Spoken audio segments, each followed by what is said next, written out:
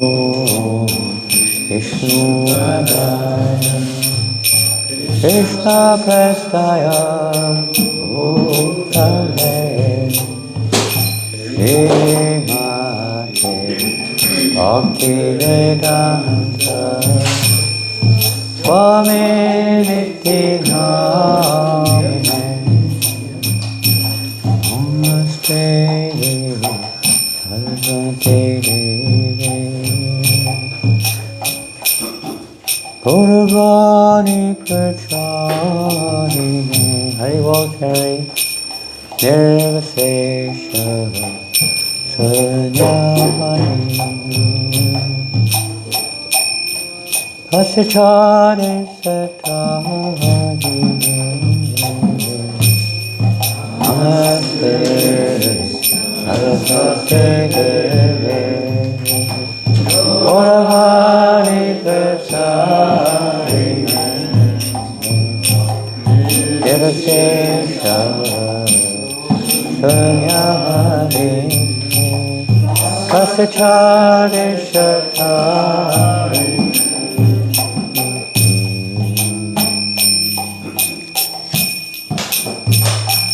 Jaya Shri Krishna Chaitanya Prabhu Nityananda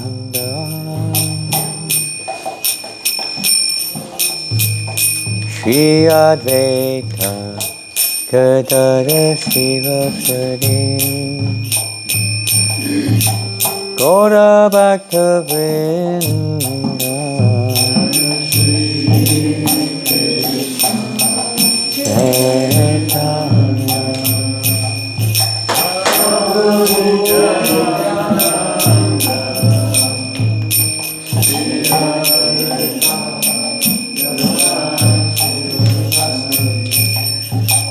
Gaura Hare Krishna Hare Krishna Krishna Krishna Hare Hare Hare Rama Hare Rama Rama Rama Hare Hare Hare Krishna Hare Krishna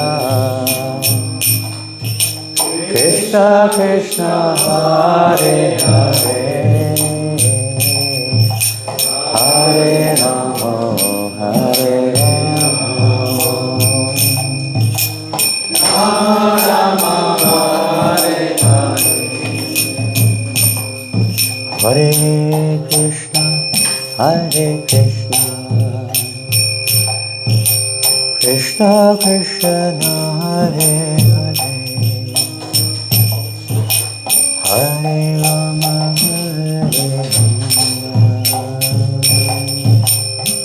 Rama Rama Hare Hare Hare Krishna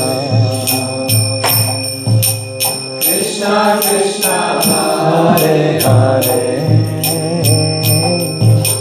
Hare Rama Hare Rama Rama Rama Hare Hare Hare Krishna Krishna Krishna Hare Hare Hare Rama Hare Rama Rama Hare Hare Hare Krishna Hare Krishna Krishna Krishna Hare Hare Hare Rama Hare Rama Rama Hare Hare Krishna Hare Krishna Krishna Hare Hare Hare Rama Hare Rama Rama Rama Hare Hare Hare Krishna Hare Krishna Krishna Krishna Hare Hare Hare Rama Hare Rama Rama Rama Hare Hare Krishna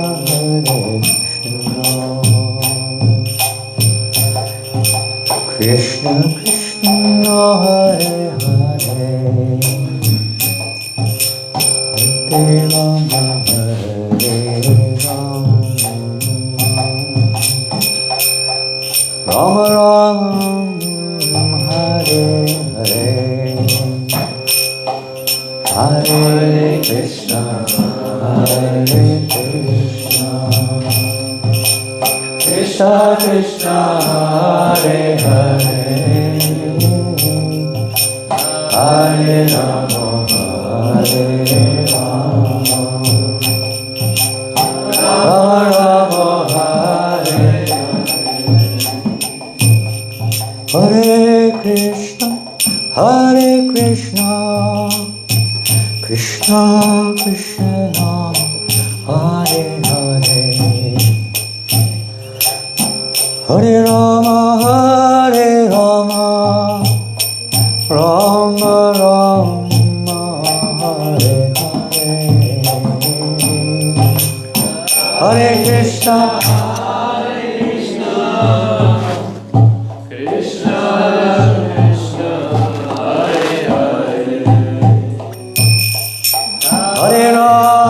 Hare Rama Rama Rama Hare Hare Hare Krishna Krishna Krishna Hare Hare Hare Rama Rama Rama Hare Hare Krishna Krishna Krishna Hare Hare Hare Rama Rama Rama Hare Hare Hare Krishna Krishna Krishna Hare Hare Hare Rama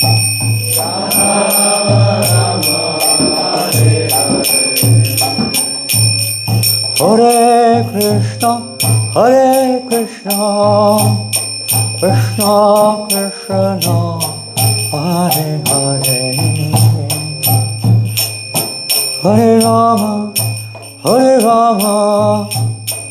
Rama Rama Hare Hare Hare Krishna Krishna Krishna Hare Hare Hare Rama Rama Rama Hare Hare Hare Krishna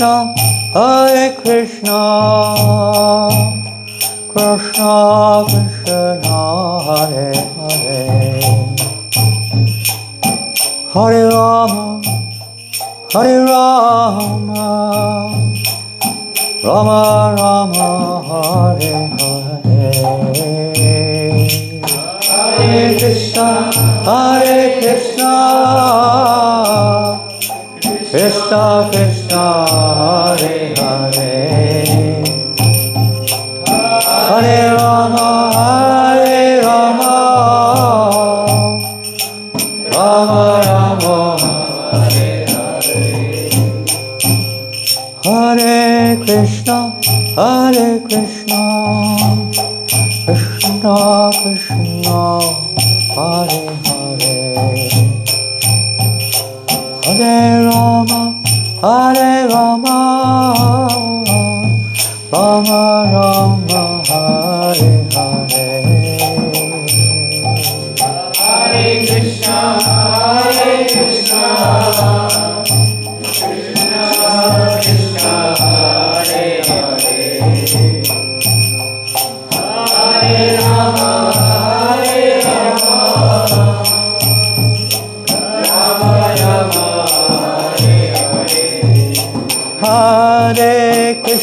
Hare Krishna, Krishna Krishna, Hare Hare,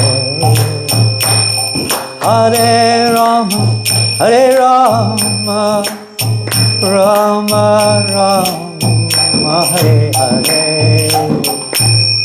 Hare Krishna, Krishna Krishna, Hare Hare, Hare Rama, Rama Rama, Hare Hare,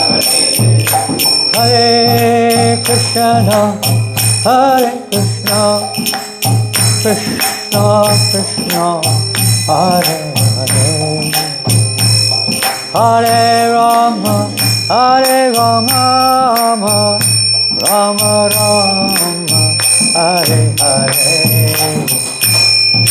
Hare Krishna, Krishna Krishna, Hare Hare, Hare Rama, Rama Rama,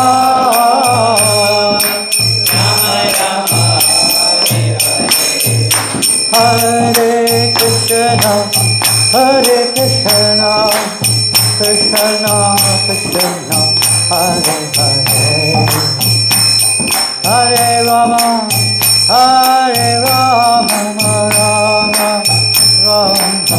Hare Hare, Hare Krishna, Krishna Krishna, Hare Hare, Hare Rama,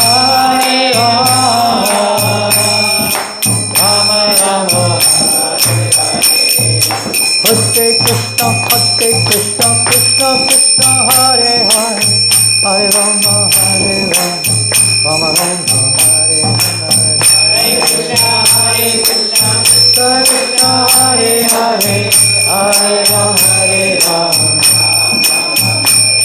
Hare Krishna, Krishna Krishna, Hare Hare, Hare Rama, Rama Rama, Hare Krishna, Krishna Krishna, Hare Hare, Hare Rama,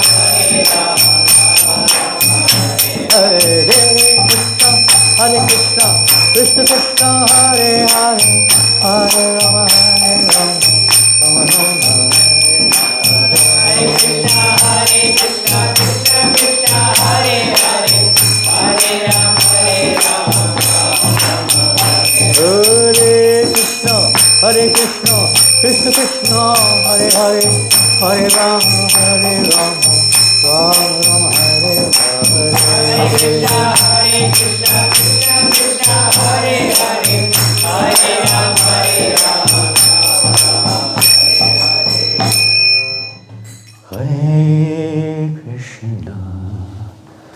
Hare Krishna, Krishna Krishna, Hare Hare,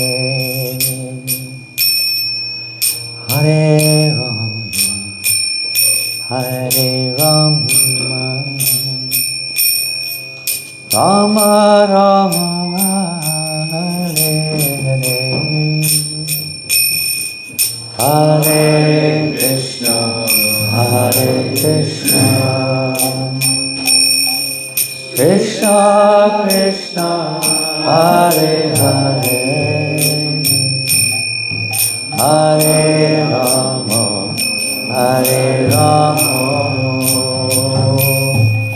Rama Rama, Hare Hare, Oh Premanande, Prabhupada ki jai, Shri Shri Panchatattva ki jai, Shri Siksastakam ki jai, Shri Chaitanya Mahaprabhu's Harinam Sankirtan movement ki jai, Brihat Madanga ki jai, Gaur Premanande. All glories to the assembled devotees. All glories to Sri Guru and Gauranga, glories to Srila Prabhupada.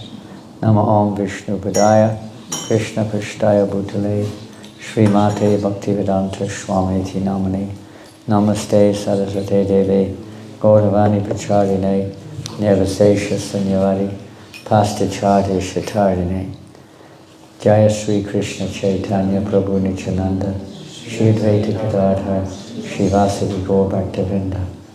Hare Krishna, Krishna Krishna, Hare Hare, Hare Rama, Rama Rama, Hare Hare.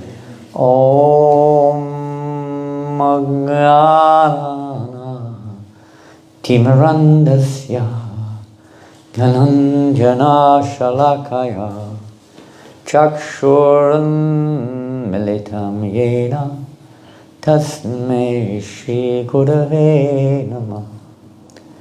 Shri Chaitanya Mano Vishtam Stapitam Yena Bhutale Swayam Rupa Kadamayam Dadati Svavadantikam Vanchakalpa Turubhyascha Kripa Sindhubhya Evacha Patitanam Pavnebhyo Vaishnavebhyo Namo Namaha. Hare Krishna. Welcome everybody this evening. Thank you for your association. And we always hope that in the association of devotees that we can become a little more Krishna conscious. It's the general process of spiritual life is to, in the association of devotees, to put Krishna in the center. Thank you, Prabhu. Hare Krishna. Satam prasangam mama virya samvido bhavanti vidkana vasayana krataha. In the association of devotees, hearing and chanting about Krishna is very satisfying, pleasing both to the ear and the heart. So we hope tonight that we'll, and tomorrow evening, and every evening, we hope that we'll, let's say, receive some purification and some awakening of our attraction towards Krishna. It may seem like it takes forever, at least in this short lifespan. We may have been associating and chanting for decades. Some of you have been born in devotional service practically. Some of us came at a certain stage of our lives, and maybe for many years. Some of us came in our later years, some in our earlier years. And we may have some faith, we may have some desire. It may not be implicit, complete. But something is there, and we do what we can, and our progress may be not as fast or as effective as we may like it to be. You could say, well, that's not a bad thing to feel that way, as long as we don't become impatient and lose our patience, so to speak. Patience is one of the primary, let's say, necessities in spiritual life. And Rupa Goswami does emphasize this need for patience and enthusiasm. Now I see most of the devotees are hiding around the corner here. I'm looking out here at Prabhupada and there's just 4 or 5 devotees in view, and most of you are way over here.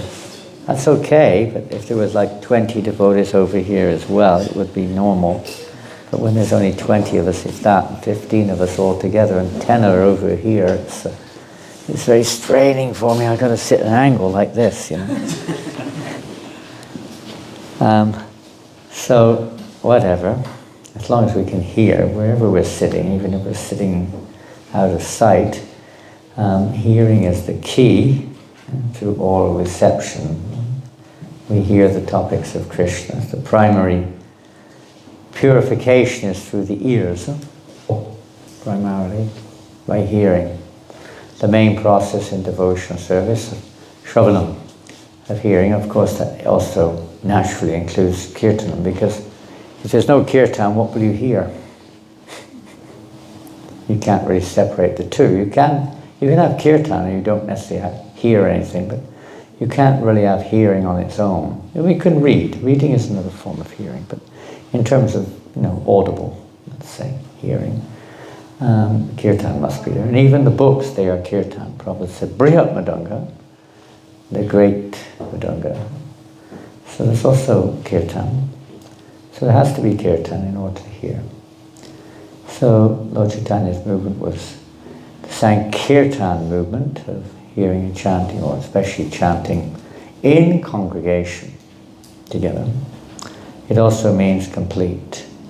So this evening, I don't know, at this point of time, I'm not 100% sure where we're going to go with this, because I haven't had any space, or haven't made any space to make any sort of systematic thread in a way which is digestible according to time, place and circumstance. So just bear with us, and we depend upon your mercy and Krishna's mercy, Panchatattva's mercy, that something may be there to inspire us all. So Chaitodharpana Marjam naturally infers we're going to be at least relating to the Siksastakam prayers. So primarily I think that's what we'll be doing, although I would very much like to incorporate other aspects which our acharyas have, let's say, revealed to us through various writings and various, various speaking and so on. If we ever read the Bhajana Rahasya of Bhaktivinoda Thakur, some of you may have read it. Anybody who's read Bhajana Rahasya? You've read Kirtidas? You've read? Really, that's not usually a book you read in the beginning. It's something which is, something which you read if you're studying, a little deeper, let's say, Siksastakam, but not only Siksastakam, it deals with Astakala Lila, a very advanced stage of pure devotional service, in fact, the highest stage practically. But it can also be seen in relation with Siksastakam, and it can be an aid, a accompaniment, what's the word? A book that accompanies another book to help go deeper or have a broader understanding of the subject matter. We also have a book written also by Bhaktivinoda Thakur named Sri Siksastakam. I don't know if you've got that or read that one. It's not very big, but it's quite extensive, dealing with the 8 verses of Siksastakam. Commentaries by Bhaktivinoda Thakur and Bhaktisiddhanta Maharaj on the verses. We also have, which we'll primarily, I think, see this evening, verses from Chaitanya Charitamrita. You may have read, how many of you have got the Chaitanya Charitamrita at home? Hands up if you have it. Quite a few have it. Most of you have it at home. You have it, Kirtidas? What to say? Srila Prabhupada said it's the nectarine of his life. This book was sustaining him on his journey to America. Apparently, Bhaktisiddhanta Maharaj's favorite book. We hear these things. Whatever it is, because it gives us the opportunity to enter into the life of pure devotion. It doesn't mean that we've attained that stage, but we can at least experience that life of those who have. And especially in the case of Chaitanya Mahaprabhu, he doesn't attain it. He is the manifestation of pure prema or love for God, although he is also the object as well as you could say, the lover. The beloved and the lover in that particular form, combined form of Radha and Krishna. So he's a complete manifestation of prema in all of its aspects as Chaitanya Mahaprabhu. And these 8 verses, which we mentioned earlier, Siksastakam, which literally means, Astakam means, what is Ashtakam? What does that mean? Pardon? 8? Like 8 verses, yeah. And Shiksha, we know what Siksha, Ashtaka, Shiksha, Siksastakam, Siksastakam. So 8 verses of? Instructions. Guidelines, instructions, Siksha. Instructions, not so much guidelines, you're right, instructions. Given by Lord Chaitanya. So, if we want to attain, Lord Chaitanya Mahaprabhu come to this world manifesting himself along with his associates primarily to distribute Krishna Prema. Everything else is meant to be a means to attain the end. The various pastimes that he performs and the philosophy and so on, and even the performance of Sankirtan is itself transcendental, but it's also a means to the objective goal, which is to attain Krishna Prema. And that is really what our goal is, at least it should be. We may say we can have different goals on the stages. What would be our goal now? Aside from that, if someone asks what would you ask for at this moment of time, if you had an opportunity to ask for something, what would you ask for? You can say, oh, Krishna Prema, okay, but aside from that, we may not be quite eligible for that, by the way. What will we ask for? How can I engage more devotees, people in the West? In devotional service. Okay, there's one, you could say, appeal, prayer, or request. How can we be an instrument to engage more others in devotional service, particularly in the Western world, so to speak? What else would you ask for? Neophyte level, you may ask for good health, you may ask for pasture. I don't know, did Arvashu Shrestha survive the graduation ceremony? Did he survive? Were you there? Did he survive? He didn't collapse or anything? He's in the kitchen. Pardon? He's in the kitchen. He's in the kitchen, is he? He's hungry. He's cooking, isn't he? This is how he's celebrating his graduation. You put him in the kitchen. Make him work. Good idea. Otherwise they get puffed up thinking, now I'm a graduate. Anyway, it's very nice. So you may ask for that. May I get, good grades in my exams, right? May I pass my master's degree or whatever it is. You may ask for other things. You may a wife. These are real neophyte things. A nice house, maybe. Even if you're really self-centered, you may have horrible things. Sometimes we ask to get rid of somebody or whatever it may be out of my life, Different things people may appeal for. That's neophyte. A little bit more advanced, you might ask, compassion on other people, please be kind to them, and this and that. That's nice. It may not be with a spiritual intent either. It might just be on a mundane level. May come a little higher, different things. You may ask for liberation or something. You're coming on to the spiritual. And then if you understand a little bit deeper, you may ask for something like that. What was that somebody just said just now? What did they ask for? You said something. Did anyone else say something? Nobody?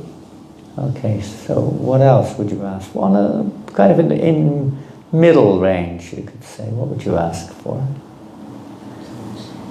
If you could ask for anything, maybe this is a bit embarrassing, I don't know, but something positive anyway. What would you ask for? Effective service. Huh? Well, you already asked for one thing. How many things do you want? Give someone else a chance to ask.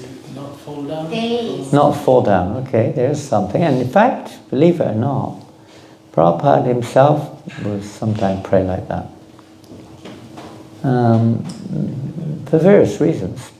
He did say that is actually Because you never expect a pure devotee, a Lord's Parashad, eternal associate of the Lord, to pray like that. But Prabhupada said that is the mood of an Uttama Bhagavat. He's always depending on Krishna. He doesn't think, I'm safe, you know. The sign of an Uttama Bhagavat is they're constantly taking shelter of the internal energy.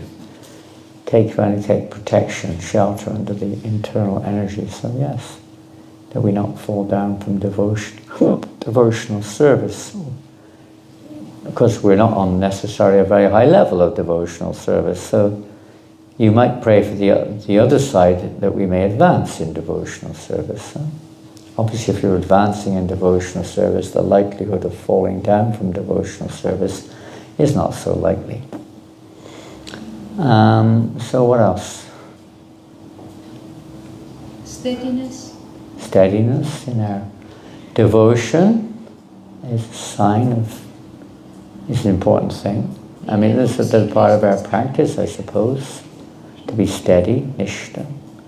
Anything else that you would? Huh? I wanted to ask one thing, like for you, that Krishna won't give anything without asking. Without asking? You might do. You might do. I mean, you have no children, do you? Some of you have children.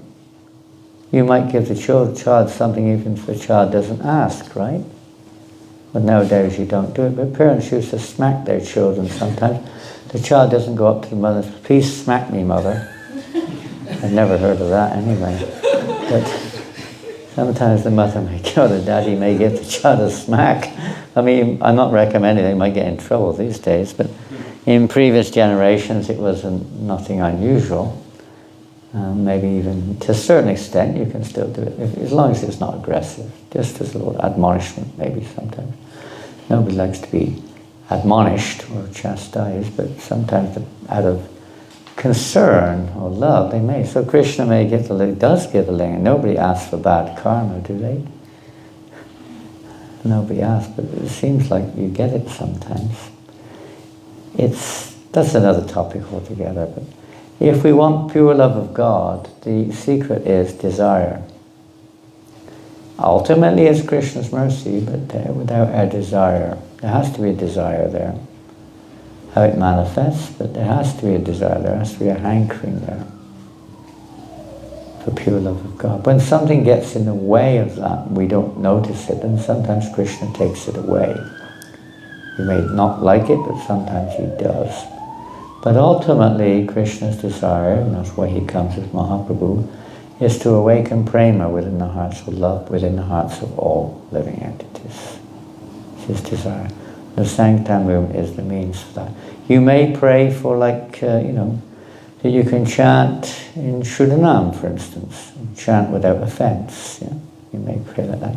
You may pray something specific that during the month of Purushottam, which you're in now, that you can please give me the strength to follow a certain vrata or something, whatever. Chant more rounds or something. Get up in time early in the morning. You may pray for many things, but let's get back a little bit to Siksastakam. Of course, if we chant Hare Krishna, in one sense, everything can be achieved. If our chanting is a little offensive, then it's said that material desires can be fulfilled, even though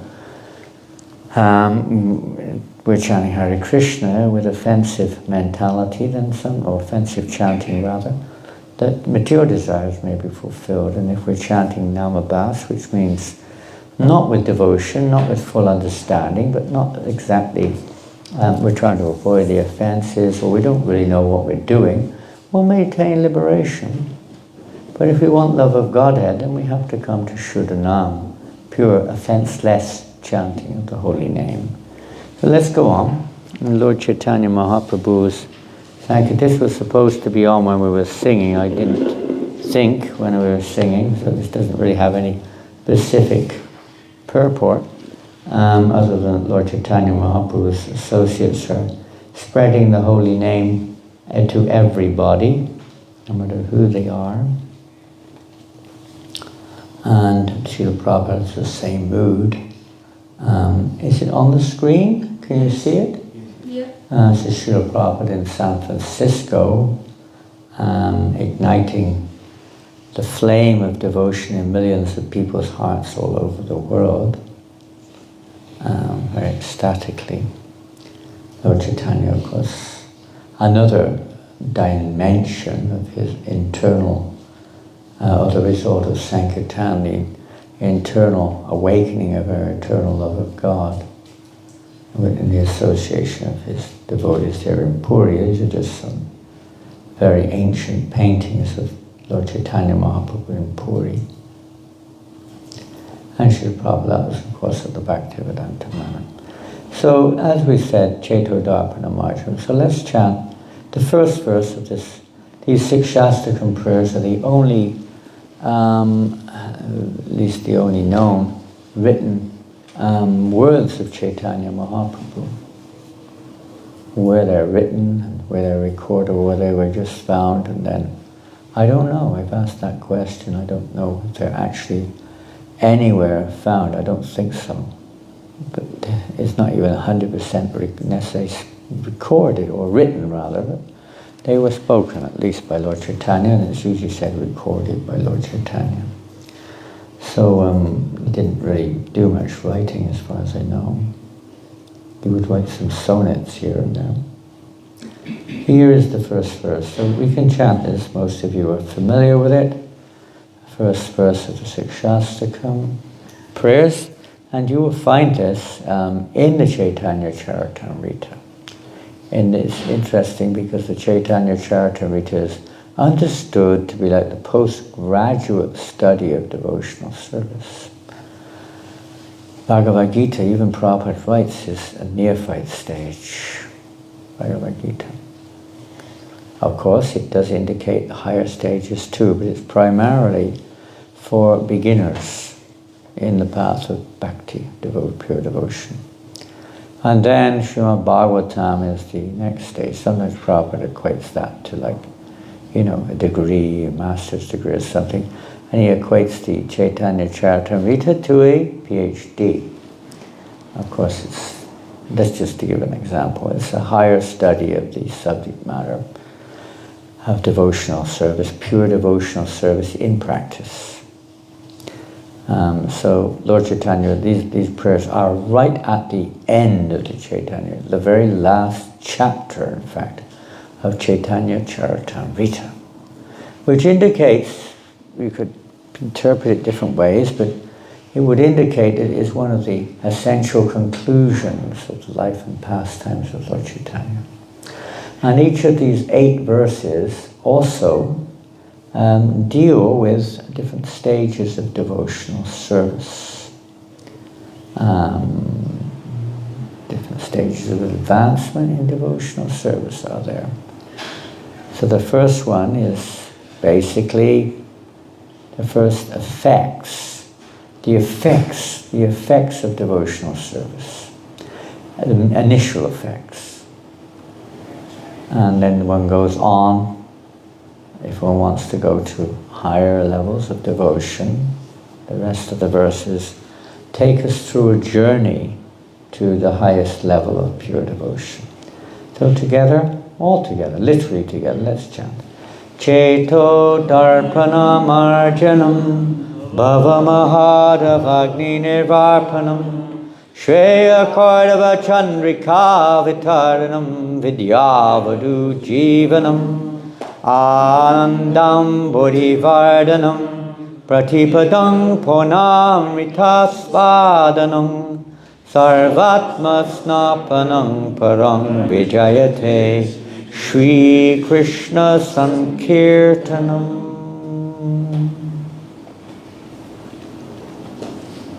Have you heard Gauravani sing this in his group?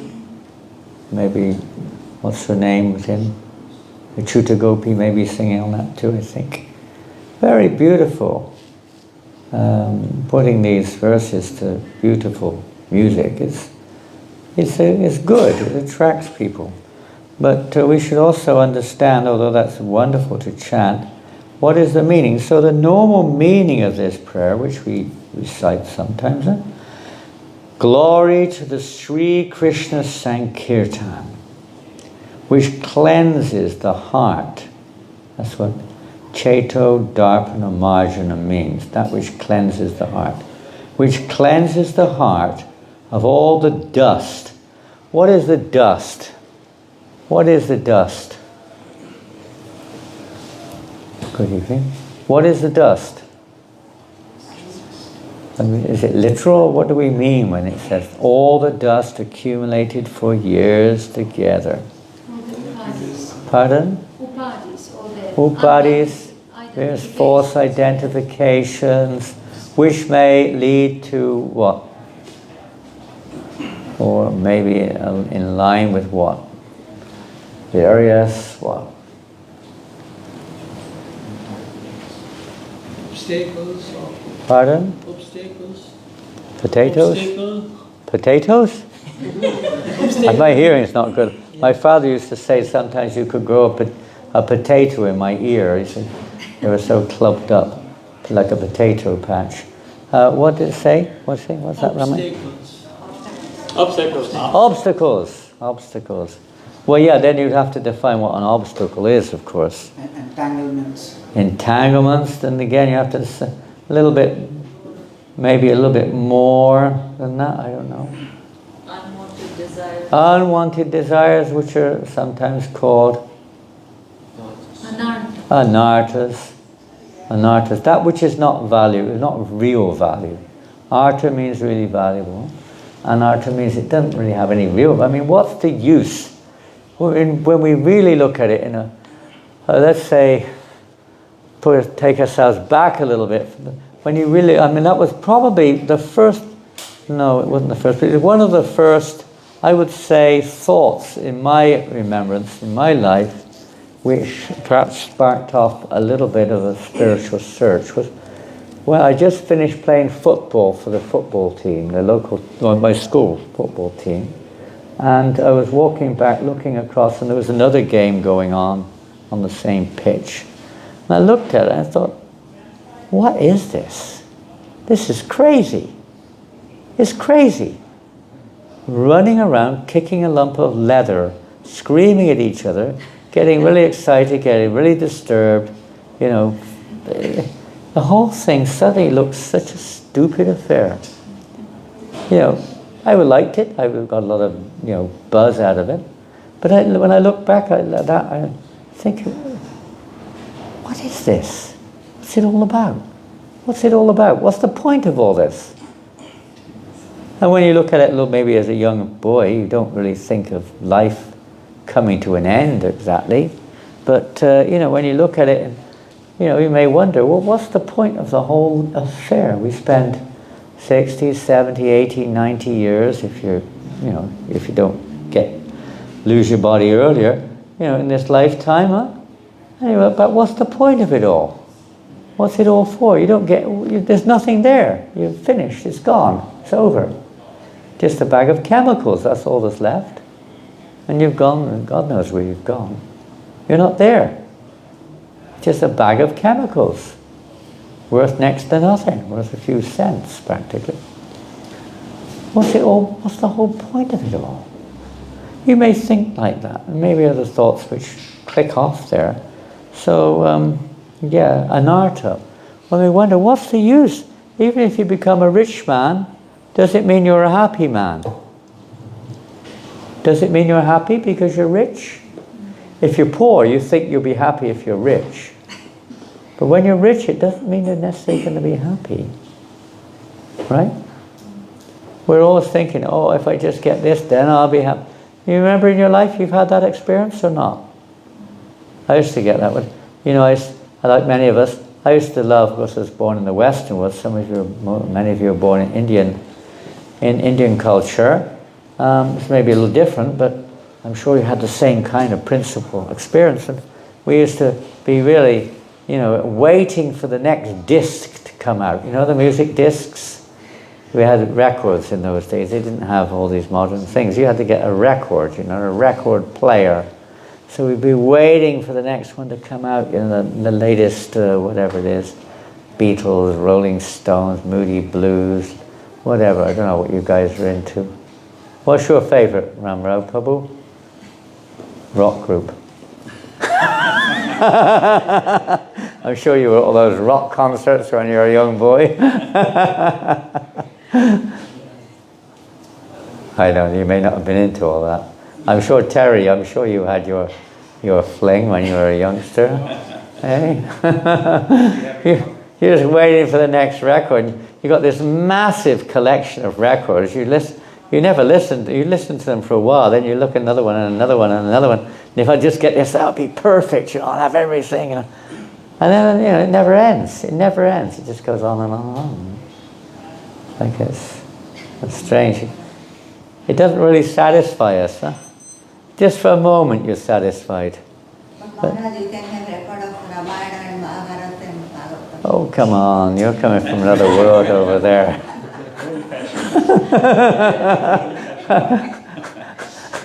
Let's get real now.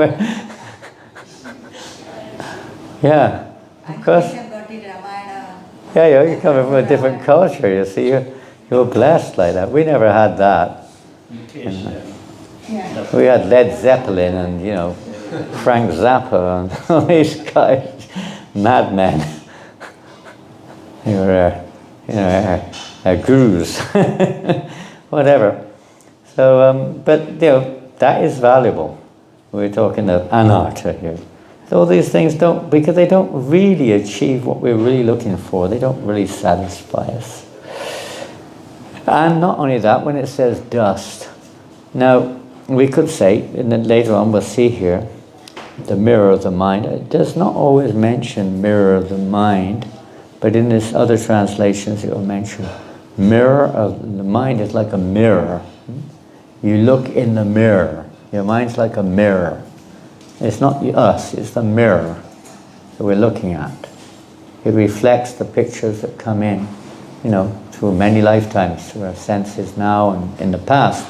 So when your mirror, or even your spectacles, are very covered in dust, you get a very unclear picture, isn't it? Now you have to remove that, clear that dust, don't you? Let's take another example. I just took a bath up there in this beautifully newly renovated shower room upstairs in the temple here. And I've got an idea that one of our devotees here renovated it. I may be wrong, but I wouldn't be surprised. His name may begin with T and end in Y. Am I right? Tony, right? Tony? Terry, you renovated that. Thank you. I did, yeah. It's an improvement. Definite improvement. And the shower is a little bit weak, but it's water flow. A new one. We're going to get a new one. New what? New shower. Oh, yeah? But the water pressure seems a little low. I don't know why. It's the wattage of the shower. It's shower unit's not letting it through. But it's okay. It's not that bad. Anyway, thank you very much. In the next week or two. Good, good, good. So, like all sense enjoyers, I take a hot shower. And the mirror's all steamed up. You can't see anything. It's just steamed up. I'm trying to put tilak on. I can't see a thing. Just like a mist, like a fog. Fog around the mind. Huh? Fog around the mind. That's exactly what we're coming to. So it's like a mist. You're looking in the mirror. It's just you can't put your tilak. Well, you can put it on without the mirror, but if you want to use the mirror, you can't see what you're doing. You can't see your beautiful face in the mirror anymore. Oh no. Yeah, so you have to remove the condensation from the mirror, and it suddenly becomes clear. So the mind is like that. When the mind is cleared of all of the dust, which means all the things you've been mentioning, anartas, upadis, and all kinds, of course, it's all related to karma and desire, but we've got our hearts are completely covered like this, and they're full of it. Is there anyone in this room who doesn't sometimes have like material thoughts come into their mind? Anybody? Or negative thoughts? Anybody? Nobody. Okay, I'm the only one who has this by the looks of it. Nobody. Nobody has any thoughts about material. No? You do? That's why you didn't answer. It's not sometimes, it's all the time. Sometimes there's a little break there. And you remember Krishna once in a blue moon, huh? Sometimes. It's amazing, because, it's again, don't forget, it's not us. It's an accumulation of many upadis, vrittis, little tiny, like on a computer, little tiny, I don't know much about computers, but little tiny, what do they call it? Things in there, formulates, and all combined, mixed up, this, that, the other. And sometimes when you dream, it comes out as a total jumble, right? You're watching the jumble sail in front of your eyes, or in the night time, just in your consciousness, internal.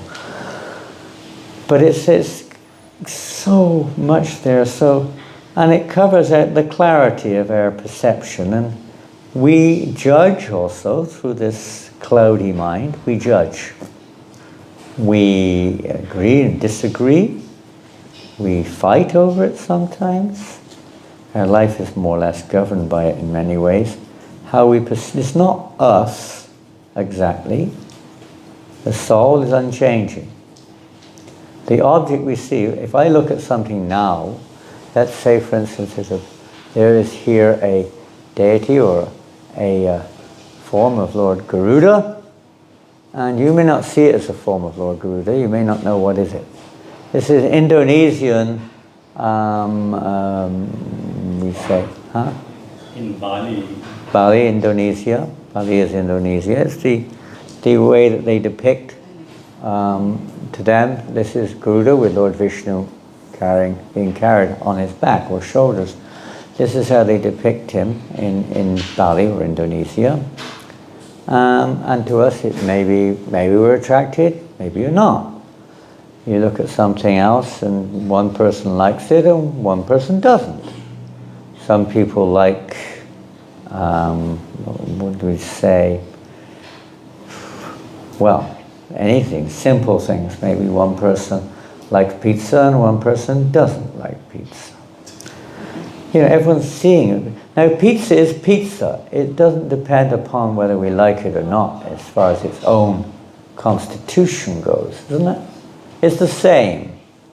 Hare Krishna. So long to see you, Madhuri. Well, thank you for coming. And what is that? The soul is unchanging. In fact, every soul has the same character and quality in one sense. And the object which we're seeing is the same. Even you may see the same object differently at different times, isn't it? I don't like it anymore, I hate it. Sometimes we change like that. The object's the same, in reality you're the same, but something's changed. And it's our perception that's changed.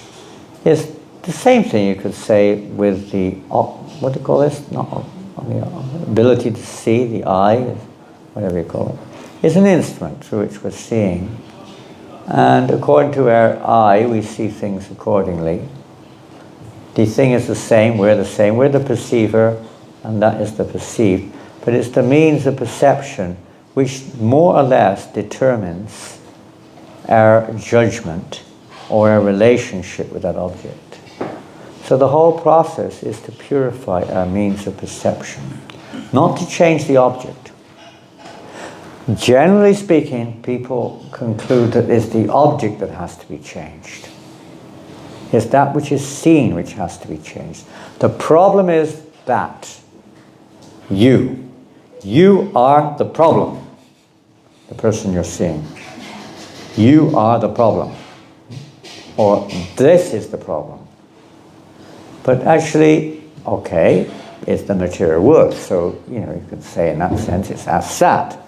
It is, it's not kind of really where we should be. But aside from that, the main thing that has to change, Bhaktisiddhanta Maharaj said, is not the object. It's not even that the seer, but it's the means of seeing. Things change. Our judgmentalism, our relationship with what we see, everything changes when we change our perception, when we change the coverings through which we are looking. as is famous saying, isn't it? We both read the Bible day and night, whereas thou read black and I read white. We're reading exactly the same thing, and you've come to a completely different conclusion. Because we're seeing it through a different perception. So, Bhaktisiddhanta Maharaj said the only thing that needs to be changed in this world is how we see it. Not the world, not other people, that is their own problem. But how we see the world. That is what we're here for. Not to change the world per se. I mean, there's some element of that, but that's not the objective goal. The objective goal is to change our perception. Any change in the world should be favorable to changing our perception. I'm just going to put my glasses on to see if there's anyone still awake. Oh, you're not doing bad. I thought I was the only one asleep. Good. You get that? Bhaktisiddhanta Maharaj said that all that needs to be done is to change the way we see the world, our perception. That includes our perception of ourselves. It's not just our perception of others or objects of this world, or our perception or understanding of God. But it also includes how we see ourselves, understanding ourselves. So how is that done? He said that is evoked by exposing ourselves to the pure sound of the holy name. Pretty simple. It sounds simple. Not so easy, huh? Not so easy. We're sometimes attached to the dust, isn't it? That's my dust. What are you talking about? My dust is wrong. Your dust is wrong. My dust is right. We're fighting over dust, basically. That's all it is. I mean, even what we see is just dust, really, isn't it? Right, Terry? It all turns to dust, doesn't it? When we look at it in a, another angle. We get fight over it. We get so angry over it. And it's really, it's like kids, Many of you have had kids, or everyone knows what children are like. They'll fight over a piece of paper, right? Over a stone. They got a stone in the garden and they'll be fighting over it, With adults, it's just kids, it's just children. But we're the same. We're just, so-called adults, but we're doing the same thing in one sense. It's an interesting perception. Anyway, we'll go on. So that's the dust, which, when that dust, it says here, cleanses the heart of all the dust accumulated for years. It doesn't just mean 5 years, 10 years. It can mean millions of lifetimes. It's pretty thick sometimes. The dust can be really thick sometimes. Hard to, you can't see anything. Totally in ignorance. Some species are so in ignorance they can't really understand what the next step is hardly, Every step is like, comes as it comes. They're really in ignorance. And many humans are not much different. They're really in ignorance. They don't know what they're doing.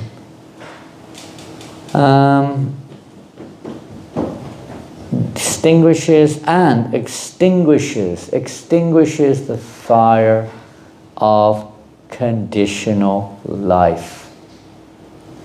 Why is it a fire? Fire of conditional life? It infers that we're burning, I suppose.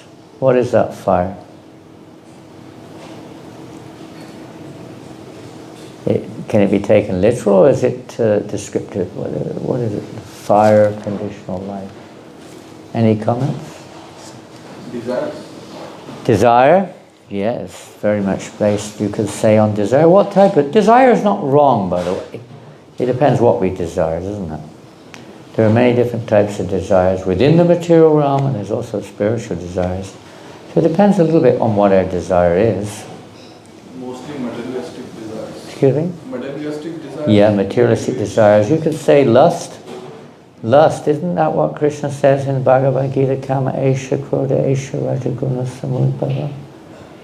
It is lust only, Arjuna. And the rest of the verse, what is it? It is lust only, Arjuna. Then what happens? Carry on with the verse. Come on. All devoured. It devours. Yeah, it's all devouring. It's lust only, which when it comes in contact with the mode of passion, it turns into anger. You become angry. And the Krishna says, it's like fire.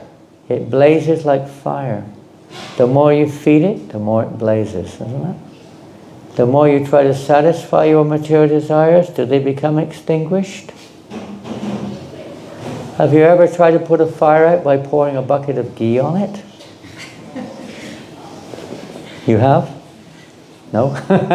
You're just recognizing an example, but you could. Now, if you pour a bucket of ghee on a tiny fire, it might go out. But let's say a fairly reasonable fire. You pour a bucket of ghee on it, initially, the fire will go down for a few moments. And then when the ghee heats up, boom! It blazes double, 4 times more. It's a lust. It's like that. It's you feel relieved for a little while. Drug addict, huh? He feels relief for a little while. Then again, burning desire comes, urge comes. It's not said, it doesn't go out, it doesn't extinguish the fire, it increases it actually. So this Sanktam moon extinguishes that fire. What that causes that fire is lust. All the various desires, material desires of various kinds, are based on lust. What is lust? What is lust? Pardon? Opposite of love. It could be seen as the opposite of love, or the perversion of pure love. Why? Why? We could say, what is love and what is lust? What's the difference?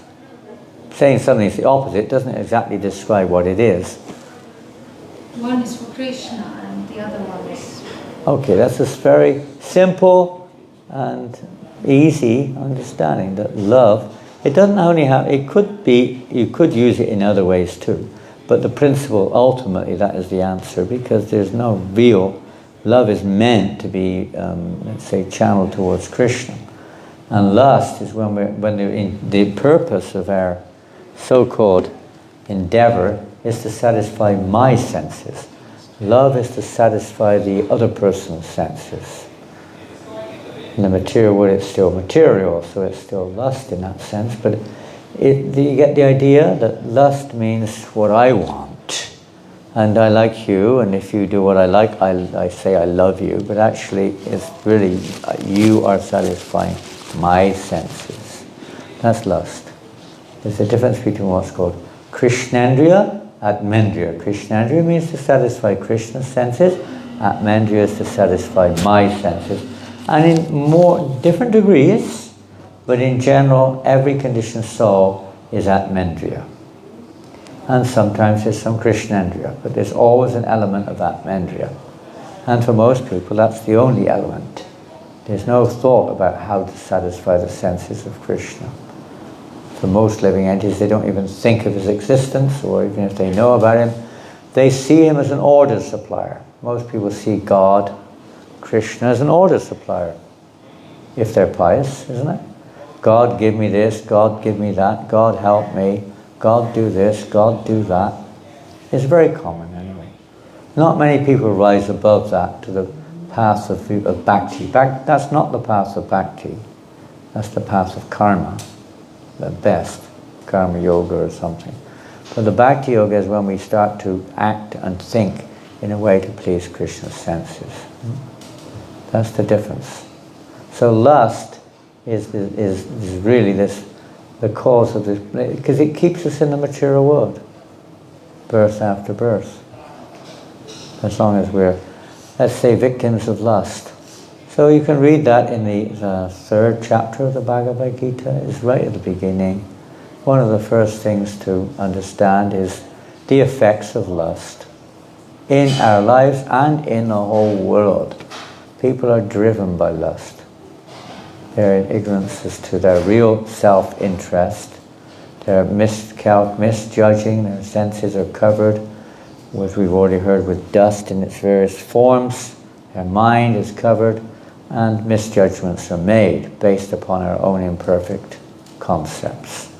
So the Sankirtan extinguishes this lust for trying to be the enjoyer, of seeing ourselves in the center, of seeing the world as the object for my sense gratification, etc. It frees us from the idea that I am a controller, I am the enjoyer, I am the proprietor, I am the friend. All these various illusions are forms of lust. The Sankirtan movement is the prime benediction of humanity at large. Why is it the prime benediction?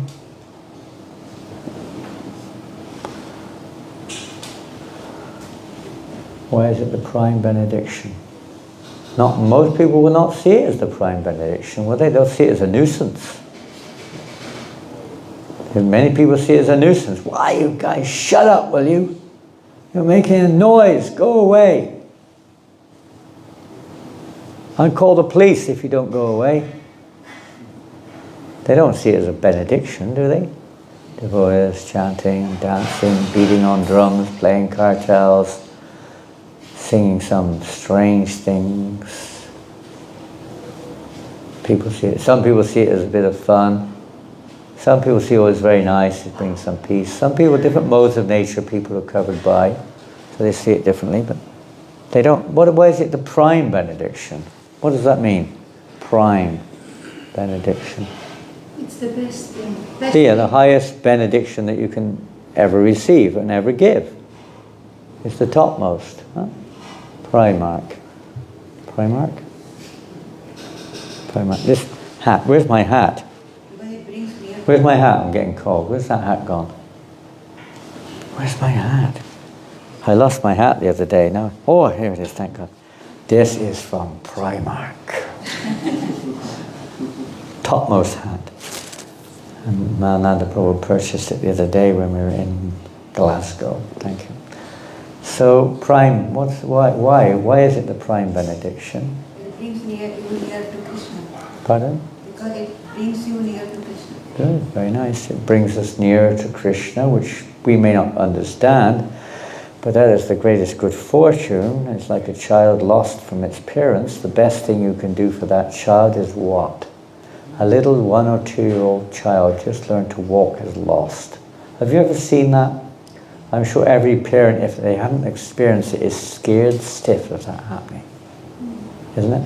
That their little daughter or son, if you're in a crowd and the kid gets lost, you turn around and the kid's not there anymore. How do you feel?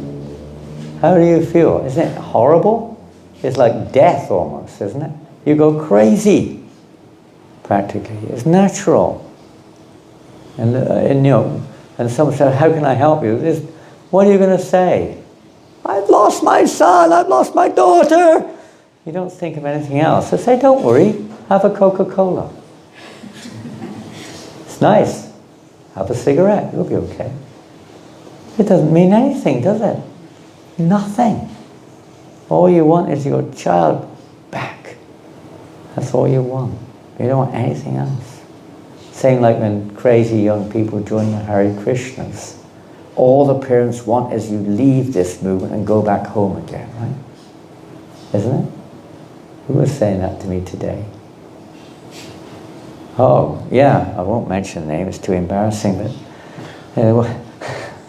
one of the devotees, I won't mention where they're from because it become even more embarrassing, but anyway, it's not that they went to a guru, a Swami, and gave the Swami some nice gift or something.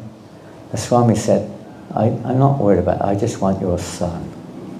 I just want your son. The boy was a teenager, he wasn't a baby. I just want your son. It's a true story. Oh, no, no, no, no. And they're initiated devotees, the parents. No way. They want their child to be, normal. No. It's kind of a funny reaction, but it's quite common. It's nothing unusual. They want their child. So Krishna wants us all back to Godhead, doesn't he? and his devotees. So the greatest, and now the child, let's put the picture into the child's mind, from the child's point. How does that lost child feel? Have you ever seen a child lost in a crowd? Ever seen it? I guess we've all seen it, probably. I mean, it happens from time to time. How does the kid feel? Terrified. He can't relate to anything. He's like screaming his head off. Nobody can pacify that child. Only the mother. So the only thing that will satisfy mother and child is reconnecting, isn't it? What's the greatest service you can do for both of them? Pretty simple. Bring them together again. Unite that lost child with its, mother and father. It's the greatest benediction. They don't want anything else. Nothing. They're not even interested in $1 billion. Forget your kid. Here's $1 billion. It means nothing. Useless. All they want is to have that kid back. And the child, all it wants is that you can give the child a lollipop or candy, floss or ice cream. It doesn't. Spit it out. They just want to be with their mom. They're lost. We are lost in this world. We've been lost so long we don't even realize it. So the greatest benediction is to reunite someone with Krishna. Now, how else is it called the greatest benediction? That's, you could say, the essential feature. Another, maybe secondary, but also important feature of this greatest benediction. So there is no other means. Pardon? There is no other means. No other means, okay. You're definitely in the right category there. There is no other means. How else can it be done? Well, others may argue other detailed processes are there, but this Sankirtan movement is in reality the only Harinama, Harinama, Harinama Eva Kevalam, especially in Kali Yuga, as the only means. Anything else? Easiest way. Huh? It's the easiest way of... Maybe it could be said to be the easiest way. Well, we generally understand it is for various reasons. You had another point to make? Yeah, I thought that how it allows us to actually learn to know ourselves. Pardon? Through chanting. We learn to know ourselves, okay. Yeah, as a self-realization, okay, yeah. That's quite a significant factor, that to become self-realized. Everything becomes clear, more and more clear as we become self-realized, no doubt. So that's another effect, or another aspect of the greatest benediction. I was thinking greatest benediction, so others may say you can become self-realized by other processes, of course. It's certainly one of the effects of Sankirtan, but as a prime benediction, which means more than others. Okay, we'll do an experiment. Yeah? Surrender would be any. Pardon? Surrender? Well, these are all different forms of relationship with the Sankirtan, or effects of the Sankirtan, but they don't necessarily describe why it is called a prime benediction. This is the only one which is counteract the effects of this. Yeah, following on to your previous point. It's the same point, really. Harinam, the only way. Is it that Krishna himself is there in Harinam? That's a fact. But he may be present in many other forms too, a deity, and in many ways we see Krishna manifest himself. It's a fact in the holy name. This is his Kali Yuga, Kali Kalera, Namarupa Krishna avatar, that he appears in the name form of the name. It's a fact. It's true. Prime benediction, you could say that is also related to that. And these are all definitely related. Specifically in the beginning one was mentioned. Anything else? Did you have a point? Same point, like through Sankirtan we are directly associating with Lord Krishna. Very nice. Yeah, it's non-different than the Supreme Lord. We're getting that unique association. He's appeared in his full form. You'll see that in the second verse, that he's invested in his form of his name, all of his transcendental options. He's there in full. So it's a very unique thing that unknowingly or knowingly, that people are getting the chance to associate with Krishna, not just Krishna, Radha and Krishna, and that means all the devotees as well. It's a very rare, extraordinarily rare. It's a special benediction of this age, that's for sure. It's not in every Kali Yuga this happens, by the way. Just in this one. Other yugas he appears, but not in this particular form. He appears as Narayan. In other forms, it's reverential, let's say, understanding. But in this age, this Kali Yuga is very special. Prime benediction, he's appeared in this way, making himself easily accessible, yeah. Now, saying on that point, making himself easily accessible, what's the prime benediction? In the beginning of the Nectar of Devotion, Rupa Goswami describes why this, another aspect, why this Sankirtan movement is the greatest benediction. And he says there, and I think Nectar of Instruction, maybe, I don't know, Nectar of Devotion for sure, that because it is available for every living entity. Everyone. Now you try to ask everyone to stand on their head and breathe once every 2 days and chant Om while you're doing nothing, or doing it. It's not easy. You try to ask people to follow strict austerities, study of scripture, etc., control their senses is not very easy. Very few can do these other processes. But the Sankirtan movement, anyone can take part, absolutely anyone. Even a bird, a beast, an insect, knowingly or unknowingly, is engaged in Sankirtan. When you chant Hare Krishna, everything around you is affected. Everything, even if they have no awareness. Hare Krishna, Chaitanya. Hare Krishna. So nice to see you, Prabhu. Likewise. I thought you might be on the beach at the moment. What's that, sorry? I thought you said to me the other day you might be on holiday. We're going on the 31st now. We're a bit late because we've been to Parents' Evening for Haridas. Oh, fantastic. Oh, isn't that way? Is he here tonight? He's here, yeah. Oh, we just wonderful. have to feed them a little bit, then we'll be We've been talking a lot about children, but anyway, we moved on the subject now. And now, where are we now? What was the last point? Prime benediction. We're talking about the universal nature of this Sankirtan movement. That it benefits everyone, even if they don't know. Now, you imagine, this is just, let's say, a localized example. You go down Northumberland Street, where you have your Sacred Street party or your Harinam party down Northumberland Street. Where is everyone? Where did Prema go? He came, he disappeared. Where is he gone? In the kitchen? Okay. So you're going down Northumberland Street, and I've told you this before, but I'll remind you again. I remember one time there was a devotee in Swindon, which is where I come from. Nobody knew he was a devotee. He was from Latvia, I think. He was studying at the college there in Swindon, and nobody there knew he was a devotee of Krishna. He was, he was just a beginner. He was a congregation, whatever you want to call it. And he was studying advertising course. So, the presenter, lecturer, whatever you call them, was showing different techniques. This is one session, different effective advertising, right?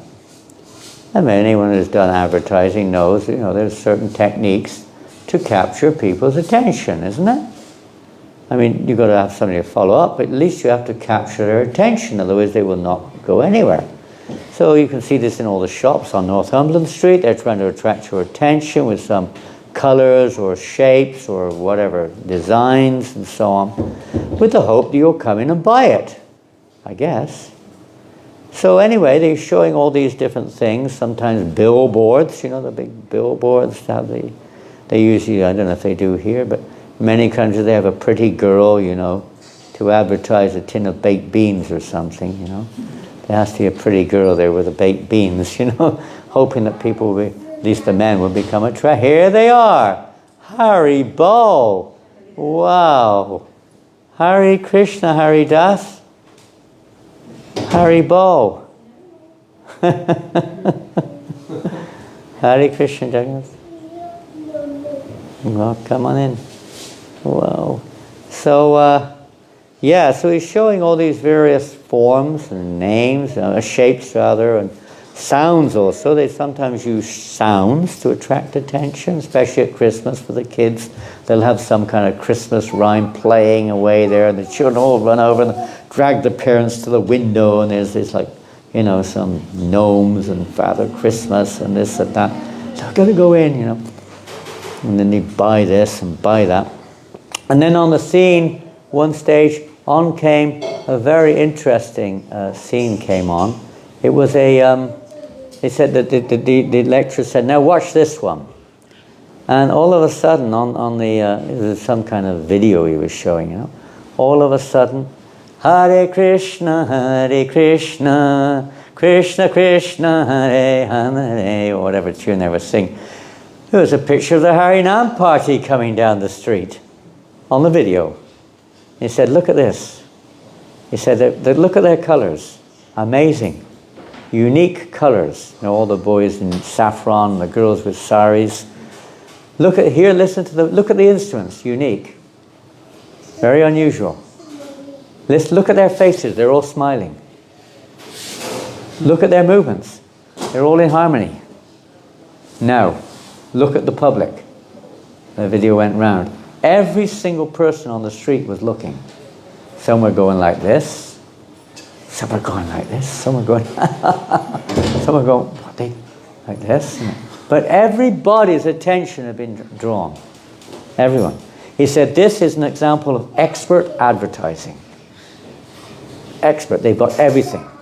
Music, sound, form, shape, movements, colors, everything. Expert advertising. Think about it. Sometimes we don't remember that. We don't think of that. How it actually has an impression on that person's mirror of their heart. That picture will stay with them forever. Forever. It may be negative or positive in their reaction to it, but the picture stays there. The picture of the Sankirtan party going along the street stays. And it has an effect. It has an effect.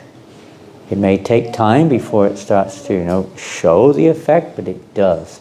It gradually cleanses the mirror of our hearts. Very powerful. We don't realize it. We just think, oh, nobody likes it, so why should we do it? It's nothing to do with whether people like it or not. That has nothing whatsoever to do with it.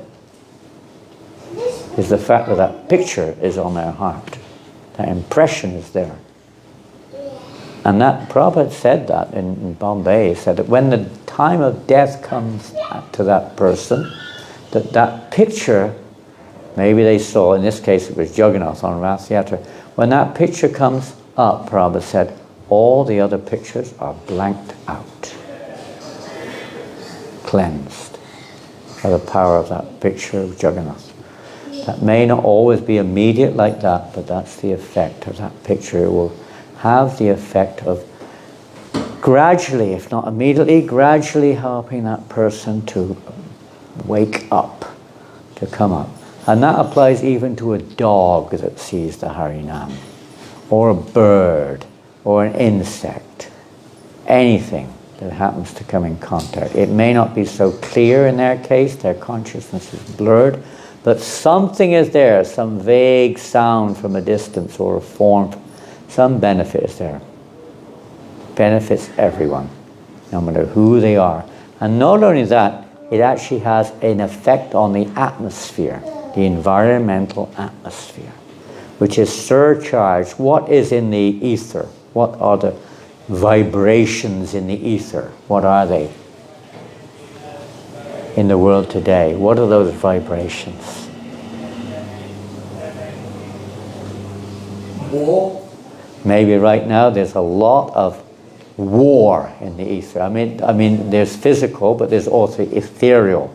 So many messages, so many communications, so many thoughts about it. It was COVID for 3 years, probably more than anything else. Now it's probably war or something localized, some political issues, all kinds of things, all pervading the ether, which affects everyone's consciousness. It affects everyone's thoughts. It affects everyone's very being, in fact. You don't have to do anything. You're just affected by the environment that we're in. Very disturbing environment which creates stress, anxiety, and so on and so forth. Even though we're not really interested, it's still there, and it's difficult not to be affected by it. So the sound vibration, the Sankirtan movement, has an effect of yes, iti shodashakam naman, what's it go? Nam nama. Anyway, whatever it goes. It counteracts the ill effects of this age. Someone mentioned a little bit that before. But this is one of the effects.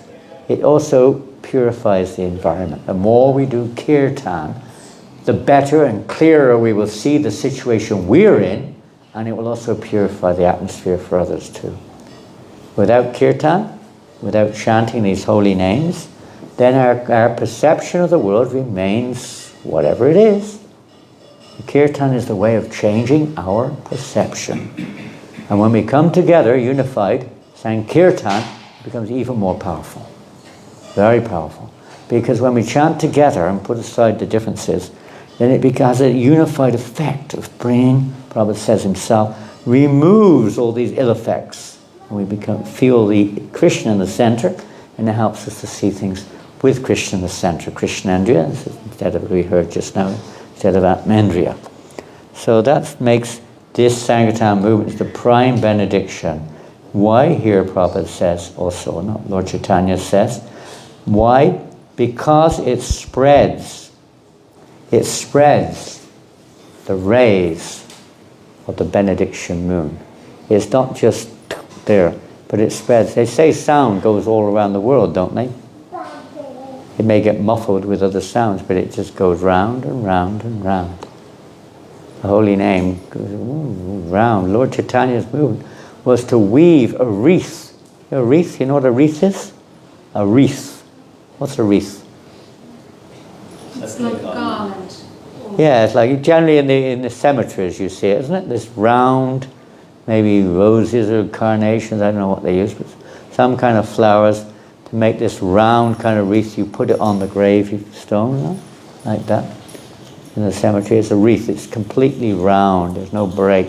To weave a wreath of the holy name and Krishna praying to garland the entire material world. That is a statement from Chaitanya Charitamrita. It is the life, the benediction moon. Normally when we think of the moon, we may not think of it much. But the moon, what is the propensity of the moon? What does it do? It nourishes the vegetables. It has a series of many effects. Every farmer knows the importance of the moon. Even today, they know it's important to follow the movements of the moon when you're a farmer. There's certain times you grow and certain times you don't grow, and you pick or whatever. It's following the moon's course. It has such a powerful effect there. Okay, that's one aspect. What else? Water moves. Huh? Water. Tide. Unseen. Tides. The water. The oceans are controlled basically by the movements of the moon. What else? It cools. Cooling effect, yes. Especially when there's a full moon, isn't it? It has, you may see, but it has like a soothing, cooling effect. The sun is not the same, is it? The moon has that cooling, soothing effect. So that, in this regards, this is the analogy which we're hearing here. The soothing, the cooling effects of the benediction moon, which refers, Lord Chaitanya is known as? Pardon? Well, some of his names. Huh? Gaurachandra, what does that mean? Golden white. Pardon? The white moon. Yeah, or the golden moon, or the white moon. He's the golden moon. Chandra is the moon. Huh? He's that benediction moon, spreading the rays of the benediction moon, the Sankirtan movement. So it's like the moon, which cools that blazing fire which is blazing in our heart for lust and greed and whatever else is in there. It's the life of all transcendental knowledge. How is that? Comment. It is the life of all transcendental knowledge. does it mean? That without that you can't have the other things. Yes. Everything else is incomplete, I suppose. Chaitanya? Yeah, I was thinking, one thing I was thinking of is that like knowledge is sometimes like light, like enlightenment. I was thinking the moon gives light in the darkness. So darkness is sometimes referred to ignorance, and light is like knowledge. So it's kind of shining real light and real knowledge. I was also thinking that Krishna is non-different from his name, and all knowledge is ultimately coming from Krishna as well. So everything is coming from the holy name, just like everything is coming from Krishna. In terms of this statement, can you clarify a little bit more? I think I got the point, but it is the life of all transcendental knowledge. Does that kind of, can it be explained a little bit more specific or not? Is it the origin of all transcendental knowledge? Pardon? Is the source? Source of all transcendental knowledge? Yes, in fact it is, isn't it? Is it all knowledge? This is ultimately that's the same point. It's just one sentence. Is the source of all transcendental knowledge. What else? Is it that all knowledge or culminating? All culminating. Yeah, all knowledge. You could say, no matter what it is, this is the highest pinnacle, isn't it? It's the highest pinnacle. But we may not realize it, what real Sankirtan is. At the moment, Sankirtan to us, what does it refer to, our stage? Congregational chanting. Congregational chanting primarily. That's what we would consider, I suppose, at our stage, isn't it? A group of people coming together and chanting God's names. In terms of Krishna Sankirtan anyway. We don't see it much more than that. What would you say on a higher level would be perhaps another perspective of Sankirtan? Sharing the names of Krishna? Sharing it yeah, that's within our own experience maybe. But on a higher platform. It means like everything and everyone being engaged in glorifying Krishna and serving Krishna. Yeah. And you go up to the realm of, we could say purity, pure devotion. Everything, not just, we go out once hour a week or whatever, but everything that exists at all times is simply for the pleasure of Krishna. Connected to Krishna. San means all, as well as together. All, everything glorifying Krishna. Everything for the pleasure of Krishna. So in the spiritual realm, Sankirtan is basically speaking, is the actual nature of the spiritual world. It's all Sankirtan. Everything exists for that reason. Everyone's engaged in glorifying, even the inert objects, everything what we see as inert is not exactly the same, but what appears to be in everything is in that mood of glorifying Krishna. Everything is the object. What's the goal of knowledge? What does Krishna say in Bhagavad Gita? What is the goal of knowledge? To know Krishna, yeah. Sarvasya, what's that verse? Vedasya sarviraham eva vedyo, Vedanta Gudveda Videvacham. By all the Vedas am I to be known. Yes, he's a compiler and a knower also, but the purpose of knowledge is to know Krishna. So if you know Krishna, you achieve the goal of all knowledge, isn't it? That's my understanding. Is that correct? At least from the devotional point of view, that's a full understanding. Others may have a different goal, but from the devotional point of view, that's the perfection of knowledge, isn't it? To know Krishna. Not just to know theoretically. Theoretically is one thing. You may have some faith in that, but realizing it. Realizing. That's another thing. So this Sankirtan movement is the means whereby one not only maybe cleanses the heart, do you have some, yeah, it makes sense. Oh yes, my faith in Krishna is really strong. But no, actually awakening our eternal relationship with the Lord. The goal of all knowledge is not just knowledge itself, it's to know our constitutional position, to know who we are, our constitutional position, our relationship with Krishna, who is Krishna, everything. Krishna reveals it to us through this process. This is the essence of knowledge. What's the use of knowledge if we don't know who is Krishna? So, many people have a lot of knowledge, maybe even transcendental knowledge, but they think that Krishna is the Brahman. He's the all-pervasive Brahman, right? Or they may think, Krishna is an ordinary person. Or they may think that, Krishna is one of the gods. Or they may think that, he is just simply Narayan, full stop.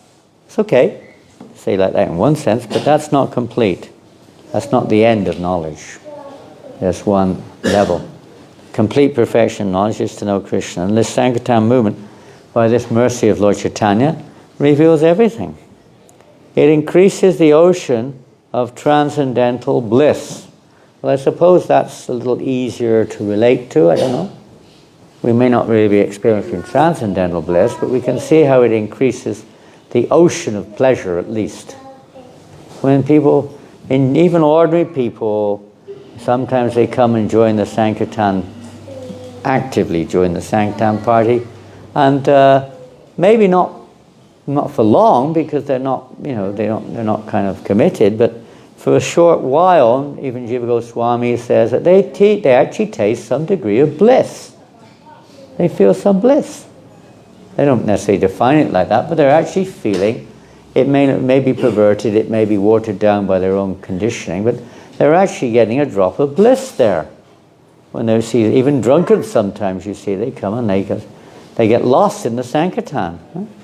They don't know what they're doing necessarily, but there's something there that spins them in and they get lost. And they're feeling, they look like their faces start beaming, and they look really happy.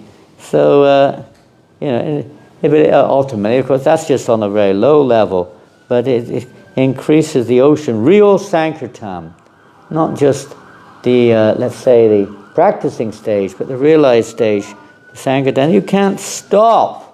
The devotee never stops. Satatam kirtiyanto mam yatantas chadridavataha.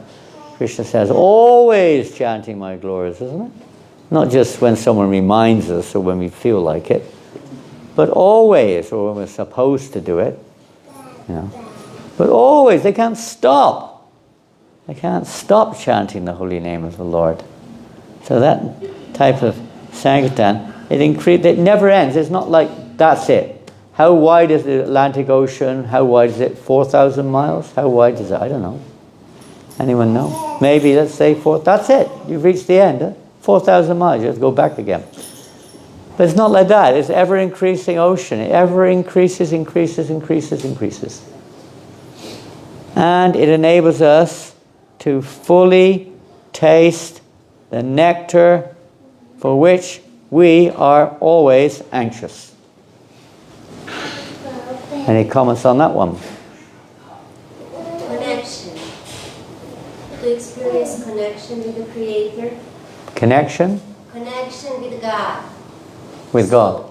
Why we are anxious? We are anxious to become happy, and we become happy only when we are connected with somebody who created us, with Krishna.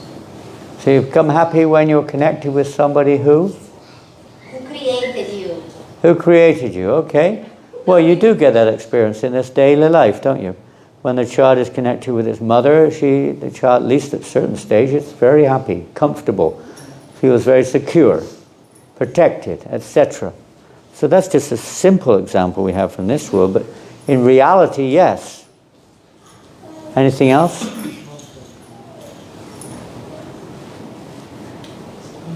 About the quiet corner. This is the quiet corner over here.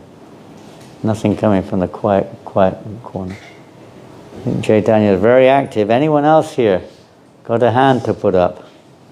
I would like to venture a suggestion. Yeah? Maharaj, I was thinking at this verse which says that the living entities are Ananda Chinmaya. So by nature we are pleasure seeking. But however we are seeking for pleasure in the wrong places. But if we seek for pleasure, so we're always anxious for the nectar. And this nectar is only available in the service of Krishna? Of course, that's our philosophy, that's our understanding, isn't it? Others may not agree with that. They'll say it's available in some other path, or Brahman or something, or going to heaven or whatever it may be. I mean, you can easily understand from a devotional point of view the limitations there, but they may have that commitment or that conviction. Yes, but that's the fact, that if you're hankering for the nectar, which, as you said, Ananda Moya said, everyone's pleasure seeking, then where will you get pleasure from? In this world, let's look at this world. Where do we get pleasure from? Intoxication. Why do you get pleasure from intoxicants? I think because it makes one forget one's reality. It's like a form of escapism because people aren't happy with their lives. So often the pleasure that we have in the material world is a form of escapism, like going on holiday, getting intoxicated, watching a film. It helps you forget about the misery of your own life, in one sense. Even sleep has that to a certain extent. It has other needs as well, of course, to be revitalized or whatever, but it definitely does. You know, you feel great relief sometimes when you can just sleep it off, you know, forget about it for a few hours. Did you graduate? What, do you get a degree in cuisine, did you? In culinary arts. You're now a professor of culinary arts. Newcastle's world famous for culinary arts, isn't it? Is that right? I don't think so. Anyway, not today. So where were we here? Who were we with just now? Who was speaking? I was just saying that intoxication. Oh, intoxication. Why do people get happy? I said, Yeah. So okay, someone mentioned intoxication, so then you commented on that. You mentioned it then. Yeah, that's a known fact. It may not be always the same thing. I mean, sometimes people are coerced into intoxication with some, indoctrination. You'll be real happy if you do this. You're going to and to a certain extent, you could say, yes, you might get some adrenaline experience or some buzz out of getting drunk or taking some drug or something or another. There's a certain amount, but it's very limited, isn't it? And usually there's a side effect to it. And it's also very limited. It lasts only a short while. It's not very deep. And usually there's a hangover of some kind. Is that right, Prema? Yes. Okay, thank you for that. That was a good comment. Any other comment? What do you think? I find music. Music. Music is, of course, music is a present sound of the spiritual world. The sound of music, there was one musical, the sound of music. So, because it's mundane, but it has a principal truth behind it, that every word in the spiritual world is a song. This music is very different modes of nature, so different people will get, and then when you're in different moods also, when you're in a mood of, depressed mood or something, you might want to listen to depressed music, but does it help you to get non-depressed? Not necessarily, It just goes along with your mood and you just kind of almost feel justified to be what you are.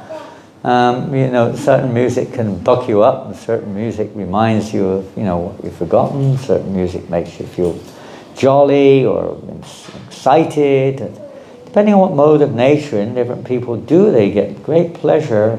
But again, it's temporary and the principle is eternal, but the immediate result, you could say, is temporary. It only has a certain effect, doesn't cover everything, but it's certainly a very strong point of music. So again, the Sankirtan movement, it is music.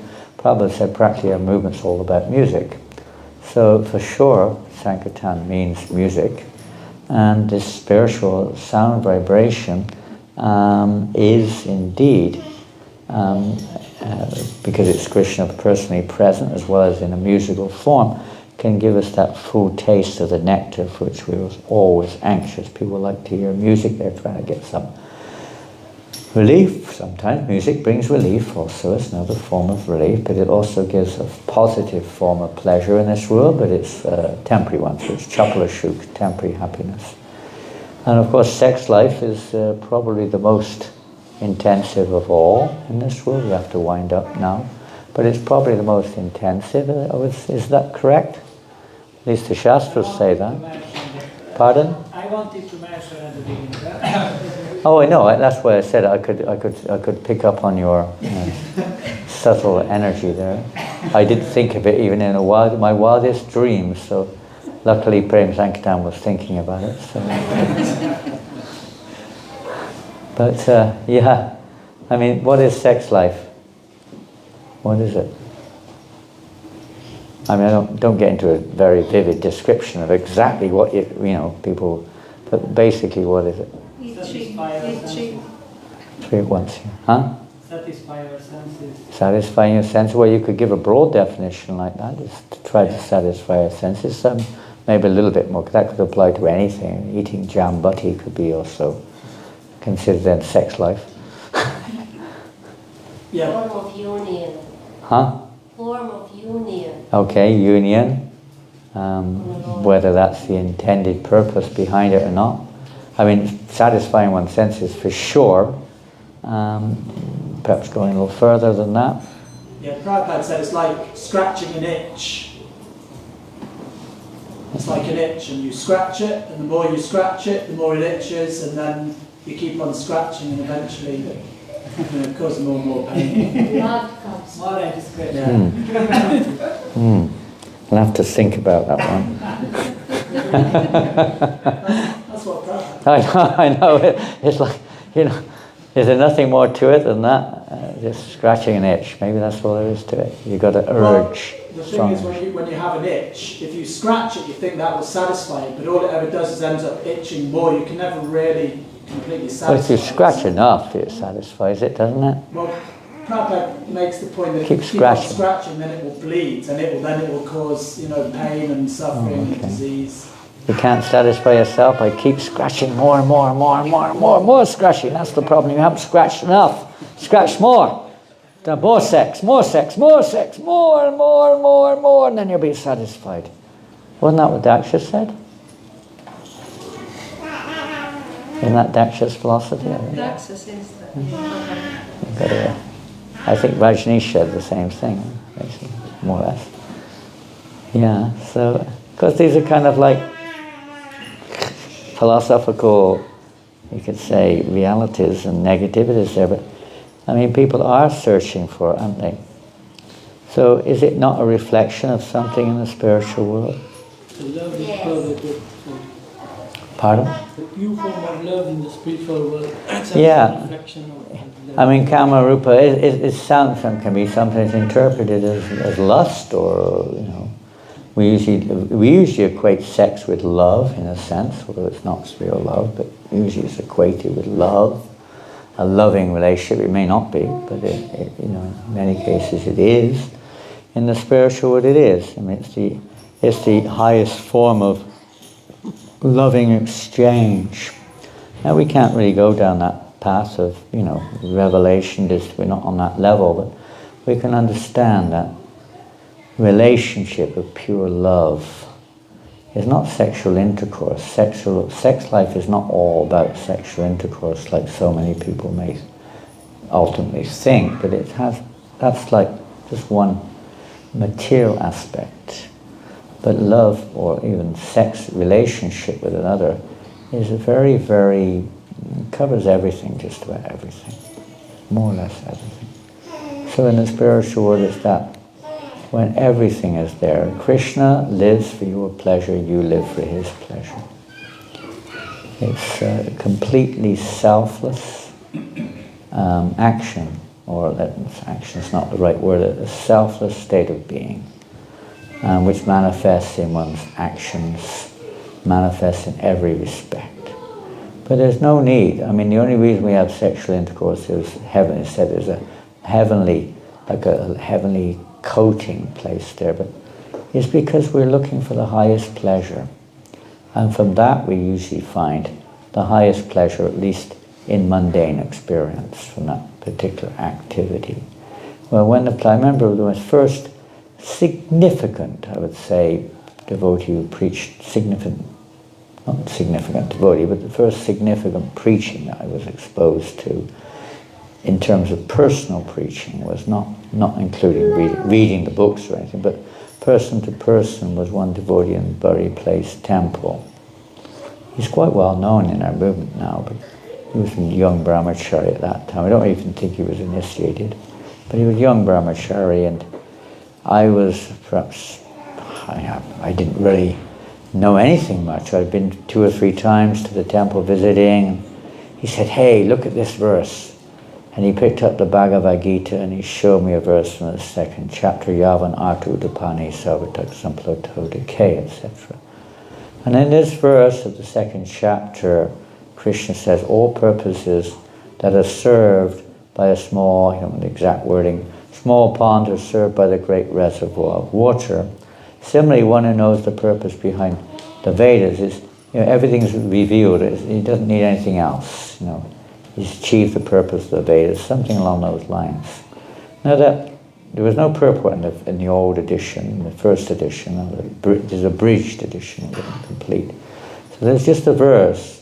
I don't know what he was really referring to when he spoke to me this verse exactly, but I know how it affected me in terms of how I interpreted it, or I understood it, in terms of I could see that whatever pleasure I thought I was getting, or wasn't getting, maybe it's just a relief, I don't know, but whatever I thought I was getting out, pleasure this world, and in my case it was particularly music, that I realized that, wait a minute, it's the pleasure that I'm looking for. It's not the music.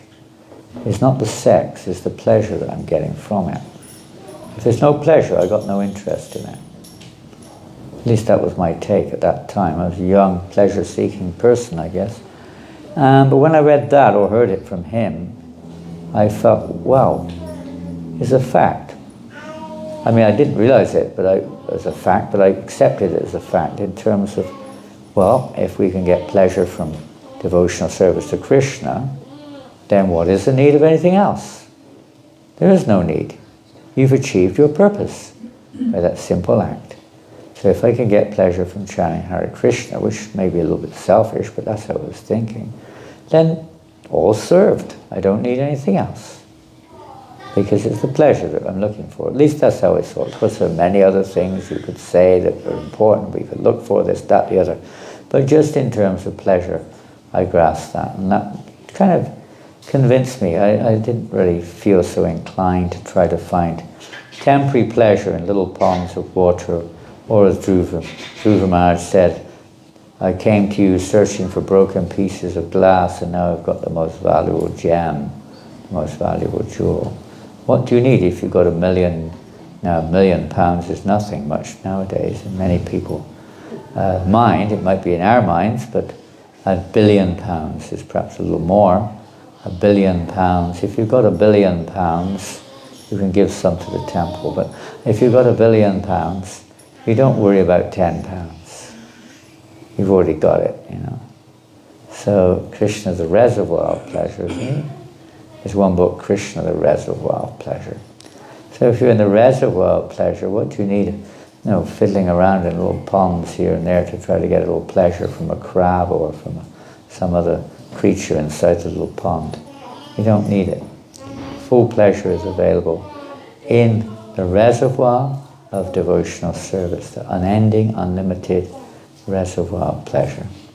Anyway, this may all seem rather theoretical to us, hopeful, but these are all there in the scriptures and they can be tasted, but we're only on the first step, first rung, and on the first rung is the preliminary, and we're hearing about the effects of the Sankirtan movement. We're hearing a little bit about the glories of the Sankirtan movement. We may not yet have tasted it very much, but hang around, be patient, be enthusiastic, associate positively with devotees to try to evoke the spirit of Sankirtan within our hearts. So together we can come and chant the holy names, putting aside all the upadis and the anarthas, etc. Let them lie in there for a while, let them stand to the side, and let's just chant the holy names. As Prabhupada said, chant Hare Krishna and what? Be happy. So let's do that for a few minutes, and that'll be prashad. I can see the cooks are still busy, running around with their aprons on. I don't know if the offering's made yet or not. Did they make the offering? It's Yes? Is it ready? Prashad ready? Okay, just 2 minutes kirtan then. We had kirtan in the beginning, we'll have 2 more minutes. And then tomorrow we go into the actual substance. That was just a waffling overview. Hare Krishna, Hare Krishna, Krishna Krishna, Hare Hare, Hare Rama, Hare Rama, Rama Rama, Hare Hare, Hare Krishna, Hare Krishna, Krishna Krishna, Hare Hare, Hare Rama, Hare Rama,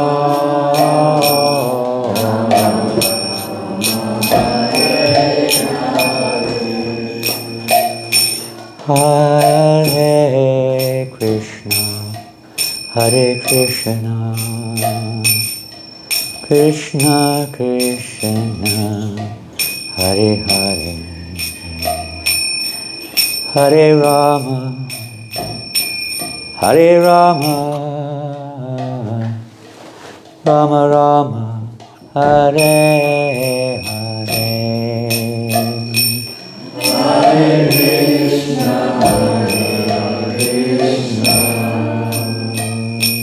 Krishna Krishna, Hare Rama,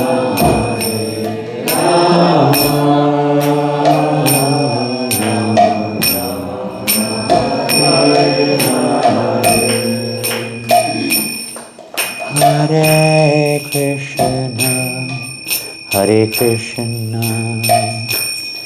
Krishna Krishna, Hare Hare, Hare Rama, Hare Rama, Rama Rama, Hare Hare, Hare Krishna, Hare Krishna, Krishna Krishna, Hare Hare, Hare Rama, Hare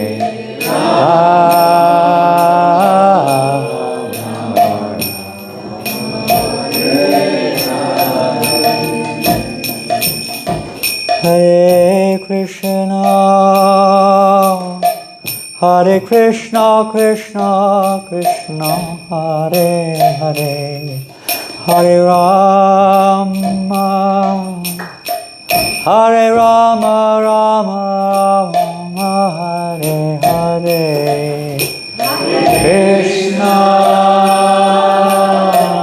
Hare Krishna, Krishna Krishna, Hare Hare, Hare Rama, Hare Rama, Rama Rama, Hare Hare, Hare Krishna, Hare Krishna, Krishna Krishna, Hare Hare, Hare Rama.